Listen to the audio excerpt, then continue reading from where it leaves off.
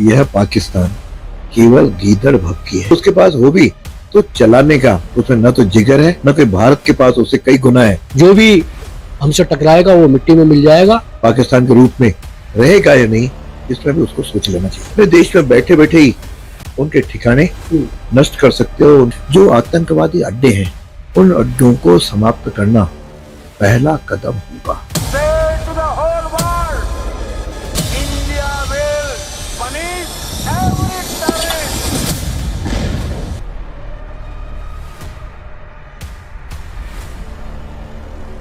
बात आज की चैनल के कार्यक्रम एक मुलाकात में आज मैं आपकी मुलाकात प्रखर वक्ता, मुखर चिंतक और राजनीति के पुरोधा वासुदेव देवनानी जी से करवाना चाहूँगा।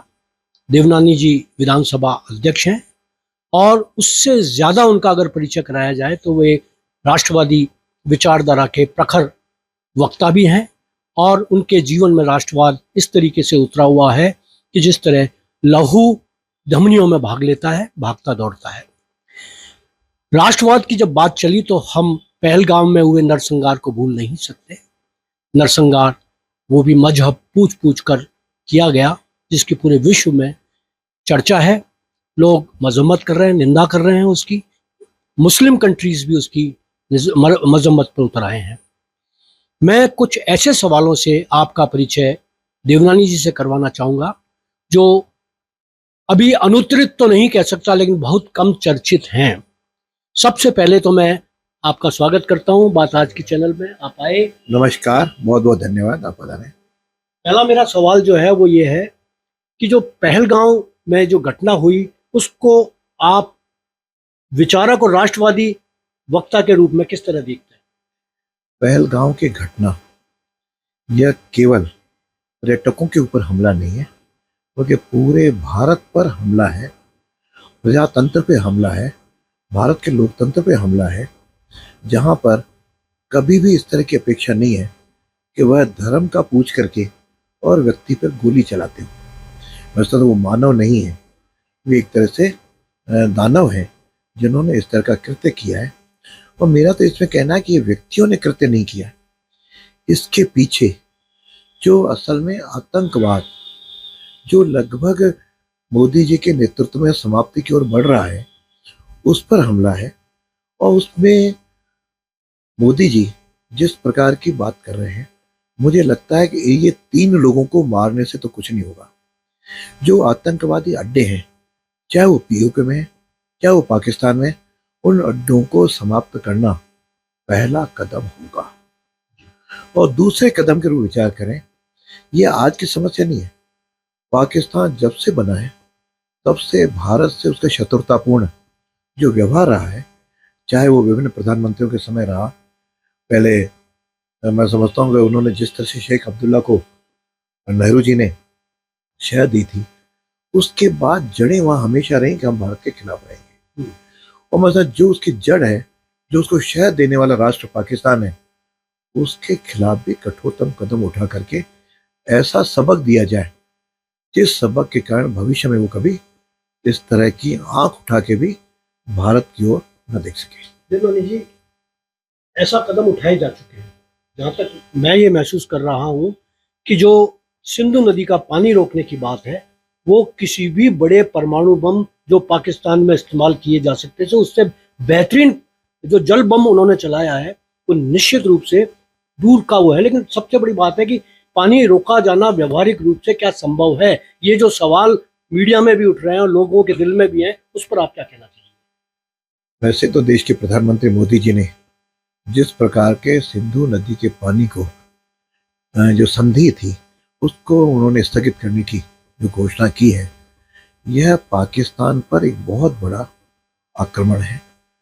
और इस संधि पहले भी व्यवहारिक ढंग की नहीं हुई थी, उसे भारत के हितों की कभी रक्षा का नहीं सोचा। लेकिन जब मोदी जी ने मुद्दा खड़ा किया है, निश्चित रूप से पानी रोकने का घोषणा है, तो केवल मोदी जी घोषणा नहीं करता है, उसको अमली जामा किस तरह से पहना जा सकता है उस पर भी उनके मन में विचार होगा। थोड़ा समय लग सकता है, लेकिन यह अल्टीमेटली ये पानी रुकेगा और रुक करके पाकिस्तान की जो दुर स्थिति बनेगी तभी तो पाकिस्तान को यदि कुछ इफेक्ट नहीं हो रहा होता तो पाकिस्तानी लोग ये नहीं कहते कि ये अपना हमला है या हम इसका जवाब देंगे। यदि कुछ नहीं होने वाला होता तो वो भी शांति से सुन लेते। इसका मतलब इसका निश्चित रूप से उन पर प्रभाव तो कठोरतम पड़ने वाला है और वहां की जनता आगे जाकर के प्यासी रहेगी। ये उनको मजबूर करेगी कि इस प्रकार के हथकंडों से पाकिस्तान बाज आए।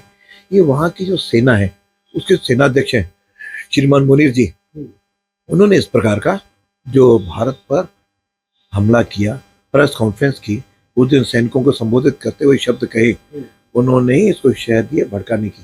और इतनी हिम्मत कर जाए, ये एक बहुत बड़ा भारत पर प्रहार है और मोदी जी मैं समझता इसकी कभी भी सहन नहीं करेंगे। ये उसका पहला कदम है और उसके लिए पानी रोकने के लिए जो जो कुछ आवश्यक कदम होंगे वे उठने की प्रक्रिया शुरू हो गई है। हो सकता है उसमें अभी कम इफेक्ट हो, लेकिन धीरे धीरे पानी जब डाइवर्ट होगा तो उससे राजस्थान को भी लाभ होगा, अन्य प्रांतों को भी लाभ होगा। तो निश्चित पानी की समस्या भी दूर होगी, भारत के हितों की भी रक्षा होगी और पाकिस्तान पर भी एक बड़ा प्रहार होगा। दिनवानी जी, जो बात कही जा रही है, वहाँ का पाकिस्तान के जो रेल मंत्री जनाब अब्बास मियाँ हैं, उन्होंने ये कहा है कि हमारे पास जो परमाणु बम है वो रसोइयों में सजाने के लिए नहीं है, चौकों में सजाने में रखने के लिए नहीं है। आप उस प्रतिक्रिया पर क्या कहना चाहेंगे? यह पाकिस्तान केवल गीदड़ भभकी है। जिस पाकिस्तान अपने देशवासियों को न खाना खिला सकता है न उनको कोई सुविधा दे सकता है, उसके खुद के अलग अलग प्रांतों में जिस तरह से विद्रोह की ज्वाला चल रही है, चाहे वो सिंध प्रांत हो, चाहे बलूचिस्तान हो, चाहे अन्य स्थान हो, और पीओके में खुलेआम उनको अनुभव हो गया है। इसका बड़ा उदाहरण तो कल कश्मीर विधानसभा के अंदर जिस प्रकार की चर्चाएं हुई हैं और दलगत राजनीति से ऊपर उठ करके जिस तरह से फारूक अब्दुल्ला और उमर अब्दुल्ला ने जो भाव अपने शब्द कहे हैं, मैं समझता ये उसके ऊपर एक बहुत बड़ा तमाचा है कि जिस कश्मीरी के बारे में वो चर्चा करता है वो कश्मीरी उसे घृणा कर रहे हैं, कश्मीरी उसको उत्तर देने को तैयार बैठे हैं। ये पाकिस्तान का केवल, मैं कहता हूँ, एक कहते हैं ना, यदि किसी की जानवर की पूंछ भी जल जाए तो भी उसमें ऐंठन नहीं जाती, तो मैं कहता हूँ उसकी ऐंठन है। और इस प्रकार का कहीं न तो उसके पास परमाणु बम उसके पास हो तो चाइना के नियंत्रण में है, ऐसा कहा जाता है। बिल्कुल। और मान लो उसके पास हो भी तो चलाने का उसमें न तो जिगर है न कोई भारत के पास उससे कई गुना है, और उसका जवाब भी उसको मिलेगा तो शायद उसके बाद पाकिस्तान के रूप में रहेगा या नहीं, इसमें भी उसको सोच लेना चाहिए। बिल्कुल ठीक कह रहे हैं आप, क्योंकि पाकिस्तान के अंदर जो परमाणु बम की बात कह रहे हैं रेल मंत्री ये, और आपने बिल्कुल सही फरमाया कि वहाँ जो हालात हैं वो ठीक नहीं है। और मैं जहाँ तक समझता हूँ कि परमाणु बम एक ऐसा बम है जिसके अंदर अगर दिल्ली पर डाला जाए तो रावलपिंडी तक उसका असर होता है। तो क्या आप स्वयं अपने कंट्री को बर्बाद करने के लिए परमाणु बम का इस्तेमाल करेंगे या इनकी मंशा क्या हो सकती है? ऐसे वो हिम्मत कर नहीं सकते जो अपने राष्ट्र को ही नष्ट कर दें। और यदि मान लो केवल परमाणु बम उनके पास नहीं है, उनसे तो कई गुना भारत के पास भी है, और बम पे चलाने के लिए उतना जिगर भी चाहिए। बिल्कुल। और पाकिस्तान के पास ऐसा जिगर पाकिस्तान के क्या पास, आप ये देखिए यूक्रेन का युद्ध लंबे अरसे से चल रहा है, रशिया के पास क्या परमाणु बम नहीं है? आज तक उनकी चलाने की हिम्मत नहीं हुई। अमेरिका के ऊपर जब टावर पर हमला हुआ था तो वो भी पाकिस्तान से कुछ कर सकते थे, लेकिन उन्होंने नहीं किया। आजकल मुझे लगता है कि अब हमलों की जो तौर तरीके हैं, जो तकनीक है, वो बदल चुकी है। आप क्या कहेंगे? अब बड़ी तकनीक बदल गई है, पानी के माध्यम से एक उसको लपेट में लिया गया है, और भी आज कई इस प्रकार के साधन हैं। आप अपने देश में बैठे बैठे ही उनके ठिकाने नष्ट कर सकते हो, उनको सबक सिखा सकते हो। तो कई प्रकार की इस प्रकार की बातें हैं, वह सिक्योरिटी पॉइंट ऑफ व्यू से सिक्योरिटी रहती है। फिर उस पर यदि अपन कहेंगे ये होगा ये नहीं होगा, अपने से ज्यादा मोदी जी उनके साथ हमारी सेना जो बहादुर सेना है, मैंने जैसा आपने कहा ना अमेरिका हिम्मत कर पाया ना रूस कर पाया, और यूक्रेन को भी हिम्मत नहीं करा, तो पाकिस्तान तो उनके सामने एक छोटा सा बालक है, बच्चा है, वो इसमें क्या हिम्मत करेगा।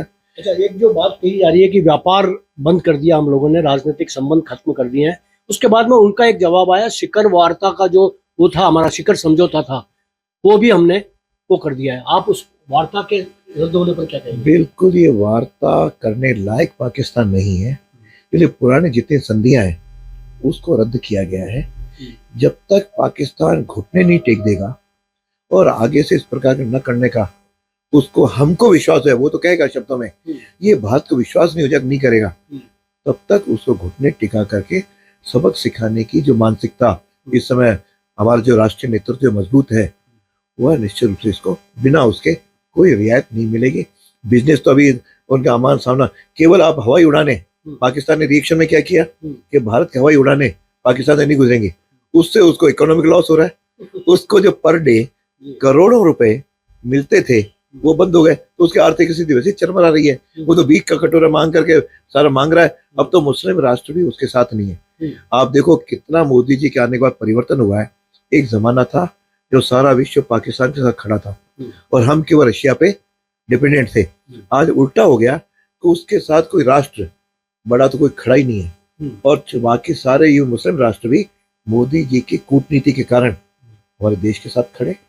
यह जो देश मजबूत है, हमेशा मजबूत के साथ ही लोग खड़े रहते हैं, कमजोर के साथ कोई नहीं जाता।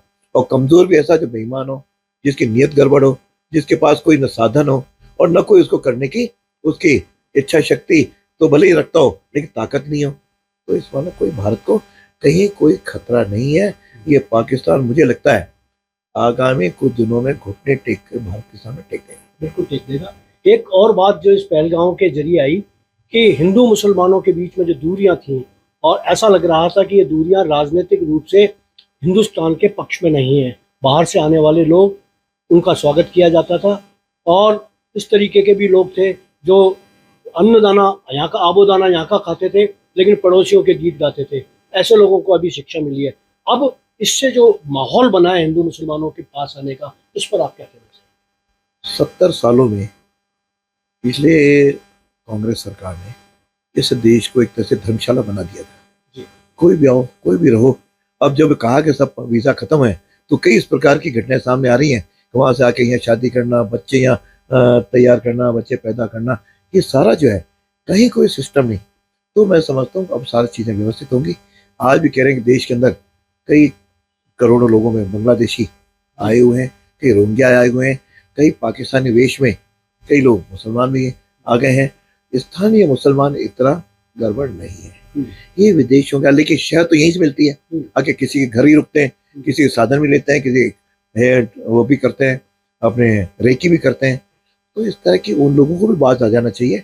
अब जिस प्रकार की जांचें सारे देश में सक्रियता आई है और राष्ट्रवाद की लहर एक चलनी शुरू हो गई है। जितनी ये राष्ट्रवाद की लहर मजबूत होगी, मैं तो कह दूंगा इसमें केवल हमारे नेतृत्व, हमारी सेना तो अपना रोल अदा करिए, लेकिन हम लोग जो स्थानीय लोगों पे रहते हैं, हमारे मोहल्ले में कौन व्यक्ति आया है, कौन व्यक्ति क्या कर रहा है, इतने सजग होकर के यदि अपना काम करेगा तो ये राष्ट्र अब मजबूत राष्ट्र है और विश्व की एक शक्ति के रूप में माना जाता है। मुझे तो वो दिन याद आते हैं जब मोदी जी को अमेरिका ने वीजा देने के लिए मना किया था। और आज ये स्थिति बनी है कि सारे राष्ट्र मोदी जी के सामने हाथ जोड़ करके खड़े मिलते हैं और मोदी जी की जानकारी, वो क्या सोच रहे हैं, उनके सोच के बिना कोई निर्णय नहीं कर पाते हैं। मतलब भारत के लिए आदर्श स्थिति बनी है और भारत अब आगे बढ़ चला है। केवल 2000, मुझे लगता है वो 47 की बात जो कह रहे हैं, विकसित भारत या श्रेष्ठ भारत बनेगा, मैं तो उसमें कहता हूँ ये श्रेष्ठ भारत तो बनेगा ही, लेकिन साथ में अखंड भारत भी बनेगा। इस प्रकार का एक संकल्प हमको देश भर में दिखाई देता है, वो आगे बढ़ेगा। तो दोस्तों, आपने सुना देवनानी जी ने अपनी राष्ट्रवादी विचारधारा का प्रतिनिधित्व करते हुए जिस तरीके की बेबाक होकर अपने बयान दिए, वो निश्चित रूप से स्वागत योग्य है। और मोदी जी के नेतृत्व में ये देश सुरक्षित है। जो भी हमसे टकराएगा वो मिट्टी में मिल जाएगा, चाहे वो पाकिस्तान हो, चाहे वो और कोई देश। सारी गलतफहमियां दूर होती जा रही हैं और होती रहेंगी। मैं एक बार फिर आपका आभार व्यक्त करता हूं। धन्यवाद।